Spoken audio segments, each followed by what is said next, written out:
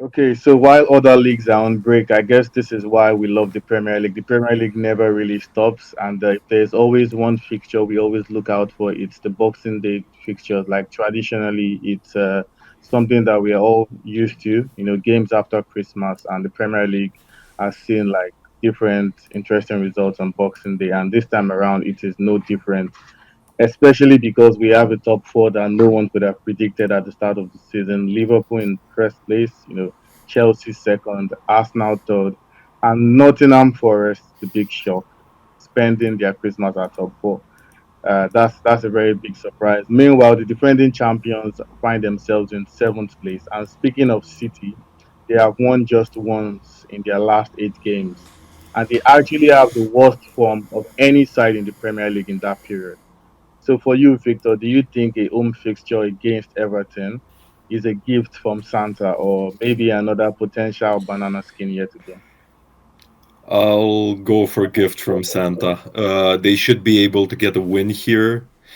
I Mm, know Everton are solid defensively, but City do have more than enough quality in attack to finally get a win again, especially because Everton are so goal shy. I think we can assume that City's defense won't have too much trouble coping with Calvert Lewin and co. yeah. So as long as Haaland can finally get a goal, this should be a win for City. Yeah, fair enough. Fair enough. I mean, no one could have predicted City would find themselves seventh by Christmas, but Yeah. yeah, personally think they should get a win in this one. And Max, talking about Manchester United, the opposite side of Manchester. Manchester United lost by a 3-0 scoreline to Bournemouth. Ironically, last season under Ten Hag, they lost by the same scoreline to Bournemouth as well. So I guess some things never change, anyways. But now that they travel to the Molineux to take on Wolves, do you think they can get back to winning ways? Well, United always play not so good against outsiders, so this game might be pretty hard for them as well, especially on the road. But I hope Amorim can find something to play with against Wolves that are not so good at defense. So I'll take scrappy win for United. For me, I'm personally, as an Arsenal fan, I think when I see Manchester United struggle, I'm happy to see it. And long may it continue, anyways. And still for you, Max, we've been talking about Liverpool and their lead at the top, and if they can actually, maintain that lead for so long. And now they're looking like runaway champions, 4 point lead ahead of Chelsea and a game in hand. Do you still think anyone can surpass Liverpool? Oh, actually, yeah, I was thinking about Chelsea, probably the biggest Mm. drain of them for them. But Chelsea are not playing as good as they can against outsiders, which is not pretty hard for Liverpool. So I'll take Liverpool again. They're pretty big favorites now for me. Yeah, fair enough. I mean, I probably did not ask Victor that question because I already knew his answer. Like, he would say, "Oh, I'm not talking about the game in hand." I think it's possible. So I did. I know. I give the media training answers, Yeah, but exactly. it is what it is. Yeah, you're Mm, doing fair Chelsea enough. thing. Doesn't Yeah, mean I'm not hoping for it. of course, of course. And speaking about your rivals, anyways, Arsenal, who are expected to also challenge for the title, they look like they're back to their groove. Scoring against Monaco, 3 goals against Monaco, three against Palace, and then five against Palace as well. But now they've been rocked with bad injury news that Bukayo Saka, one of the club's most important players, will be out for up to 6 weeks. Does this strongly affect Arsenal's title chances, and how do you think Arsenal can survive without him? I think it affects Arsenal's title chances more than it affected my fantasy Premier League team.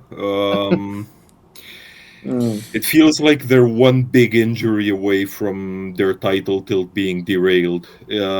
So in these 6 weeks, if Rice or Odegaard also get a significant injury, it's not just a problem of quality; it's a problem of leadership on the pitch. I believe. Remember, Sterling is out as well, albeit Yeah. shorter term. In terms of bigger names, They probably won't fall as badly as City have, but I think Saka's absence will bring a slight drop in quality in the attacking third. Also, in mid January, they're going to have back to back games against Spurs and Villa. Mm, They will be at home at the Emirates, but neither of those fixtures is easy, even with a fully fit squad. So Saka out is, I think, significant. yeah, yeah, I think so. I mean, when you look at Bukayo Saka, there are other players that could play where he plays, but the difference is that if Saka gives you 90%, the drop off in quality is so big that the other players that are available to play maybe can give you probably 40 or 50, and that's where the issue lies. And I even think Arsenal will struggle more without Saka than they did without Odegaard. But yeah, time Well, will tell. Anyway. the thing is, we're talking about a player who would walk into any Premier League 11. Yeah, Maybe apart from Liverpool because it's because of Salah Salah. in that position, but Yeah, this is a player who would play even taxidermied for any side in Europe. yeah, agreed. Yeah, so yeah, it's a big blow for Arsenal, but let's see how Arsenal will be able to step up without him. And speaking away from what is going on at the top, let's switch our focus to the bottom for a bit. Southampton take on West Ham in a game that could yield crucial points for both sides. With each passing week, Southampton look like they are just out already. They look like they are doomed for relegation. But I mean, there are still loads of games, and anything can still happen. Mathematically, they are still firmly in the race, to stay alive. But do you think this fixture, Victor, is one that they should be looking to take points from? I don't think so. No. So you're saying mathematically they're still in the race. At the same time, mathematically they're also still in the race to be worse than Derby in '08. Um, Yeah, West Ham are 8 points clear of the drop zone. yeah, They're on 20 points. That's already half of the magic number. Yeah. got it. Yeah. This is for them the perfect chance to really pull clear of the drop zone and give themselves some breathing space for a nice, chill mid-table season. Sure, there will be players Southampton wanting to impress the new manager Ivan Juric, but I think Bowen and Kudus and Co will have enough and scrape by to a win in this one. So yeah, you're predicting yet another loss for Southampton. Yeah. Ouch, ouch. Anyways, fair enough. And speaking about Christmas gifts, I don't think any Nottingham Forest fan could have been bold enough to ask Santa to keep them at top four by Christmas. I don't even think Santa would have agreed. I don't think Santa would have agreed to give them that gift anyways. But yeah, we have it. Nottingham Forest actually find themselves in top four by Christmas, and not by luck. They've actually merited it because they've played well all season. They've played particularly fine. Chris Wood has been one of the most consistent forwards as well, and we can't discredit what they have done so far. But now, ahead of their fixture against Tottenham, for you, Max, what do you think their aspirations could be from now moving to the end of the season, considering that at the start of the season, no one could have predicted that they will be where they are at the moment. Oh yeah, Forest are playing pretty good football. They're pretty strong at defense. They're not letting a lot of moments for the opponents, Yeah. but they score everything they can. Actually, almost every moment they have, they score. So this is the Hmm. toughest opponent for every team in the league because if you don't score your moments, you'll be punished 100%. So I'll Yeah. keep Nottingham Forest at top six at least, but I'll hope they can scrap in top four. Fair enough. Victor, do you agree with that? Top six aspirations. I do. I mean, call me naive.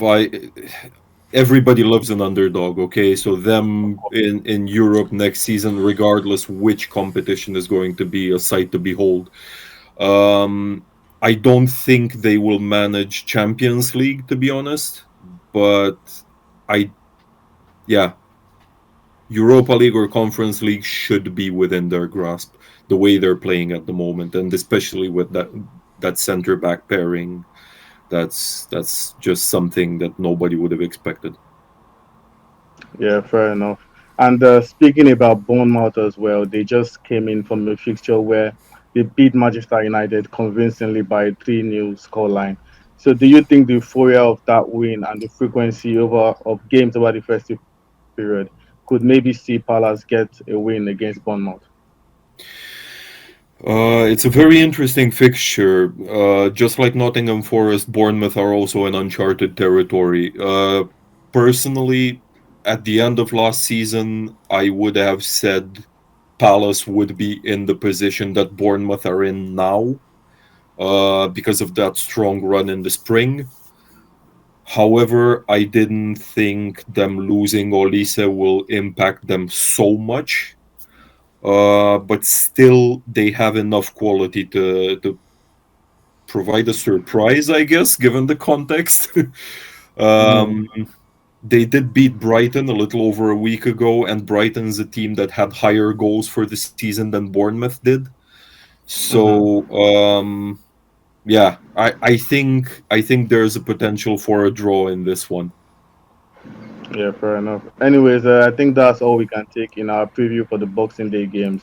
It promises to be very exciting and even more exciting because after Boxing Day, in just about 48 hours from Boxing Day, we'll be preparing for yet another round of fixtures as well. So the December games are coming in thick and fast, and we'll just have to see if the table will remain as it is by the time we are up here for yet another preview. And till then, we just have to wait and see and enjoy the holidays as well as the football that comes with it.